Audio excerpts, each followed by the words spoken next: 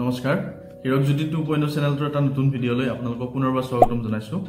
আপোনালোকে থাম্বনেইল চাই নিশ্চয় গমে পাইছে যে আজিৰ ভিডিঅ'টোত আমি কিহৰ বিষয়ে আলোচনা কৰিম। আজিৰ ভিডিঅ'টোত আমি টাটা প্লে বা টাটা স্কাই ডিটিএইচৰ ৰেজিষ্টাৰ্ড মোবাইল নম্বৰ কেনেদৰে চেঞ্জ কৰিব তাৰ বিষয়ে আলোচনা কৰিম। ইয়াৰ বাবে দুটা পদ্ধতি আছে, দুটা পদ্ধতি আমি আলোচনা কৰিম। সেকেন্ড পদ্ধতিটো অকণমান বেছি ইজি হয়, আপোনালোকে যোনটো ভাল পায় সেইটো ফলো কৰিব পাৰে।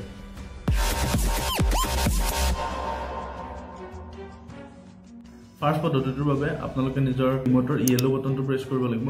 প্ৰেছ কৰাৰ পিছত টিভি স্ক্ৰীনত যিখিনি ইনষ্ট্ৰাকশ্যন আহিব সেই গোটেইখিনি আপোনালোকে ফলো কৰিব লাগিব। ফাৰ্ষ্ট আপোনালোকে এটা নম্বৰত কল কৰিব দিব, ওপৰত দেখা দিব। সেই নম্বৰটোত কল কৰাৰ পিছত আপোনালোকৰ ছাবস্ক্ৰাইবাৰ আইডিটো দিব লাগিব। ছাবস্ক্ৰাইবাৰ আইডি দিয়াৰ পিছত এটা 6 ডিজিটৰ পিন এটা টিভি স্ক্ৰীনত দেখাই থাকিব।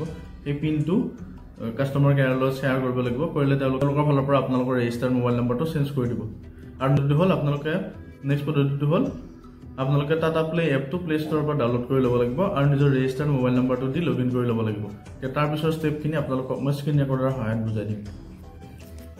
টাটা প্লে এপটো প্লে ষ্টৰৰ পৰা ডাউনলোড কৰি নিজৰ registered mobile number log in কৰি লোৱাৰ পিছত আপোনালোকে ওপৰত এইফালে 3 ডটটো দেখা পাইছেনে?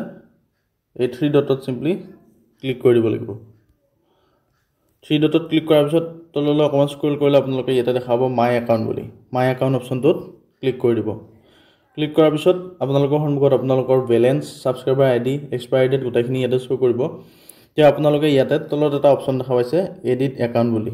এই এডিট একাউণ্ট অপশ্যনটোত চিম্পলি ক্লিক কৰি দিব। ক্লিক কৰাৰ পিছত অকণমান টাইম ৱেইট কৰি দিব। ৱেইট কৰাৰ পিছত আপোনালোকৰ সন্মুখত এনেকুৱা এটা ইণ্টাৰফেচ খোলা যাব। এতিয়া আপোনালোকে ইয়াতে দেখা পাইছে নিজৰ ৰেজিষ্টাৰ্ড মোবাইল নম্বৰ, প্লাছ আপোনালোকে ইয়াতে নিজৰ আৰু 4টা অল্টাৰনেটিভ মোবাইল নম্বৰ এড কৰিব পাৰিব। প্লাছ আপোনালোকে যদি আপোনালোকৰ ইমেইল আইডিটো এড কৰিব বিচাৰে ইমেইল আইডিও এড কৰিব পাৰিব। এই গোটেইখিনি এই ইণ্টাৰফেচটোত আপোনালোকে দেখা পাব। এতিয়া আপোনালোকে যদি ৰেজিষ্টাৰ্ড মোবাইল নম্বৰটো চেঞ্জ কৰিব বিচাৰে ওপৰত এই চেঞ্জ অপশ্যনটো দেখা পাইছে ৰেজিষ্টাৰ্ড মোবাইল নম্বৰৰ ওচৰত থকা এই চেঞ্জ বাটনটোত ক্লিক কৰি দিব লাগিব। ক্লিক কৰাৰ পিছত এতিয়া আপোনালোকে ইয়াতে নিজৰ নতুন ৰেজিষ্টাৰ্ড নম্বৰটো এণ্টাৰ কৰি দিব।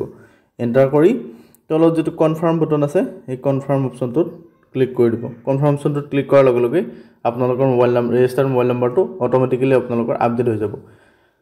তো এইখিনিয়ে আছিল আজিৰ ভিডিঅ'টোত। যদি ভিডিঅ'টো ইনফৰ্মেটিভ পালে লাইক শ্বেয়াৰ কৰি দিবলৈ নাপাহৰিব আৰু লগতে চেনেলটো যদি নতুনকৈ ভিজিট কৰিছে ছাবস্ক্ৰাইব কৰি দিবলৈ নাপাহৰিব। ধন্যবাদ ভিডিঅ'টো শেষলৈকে চোৱাৰ বাবে।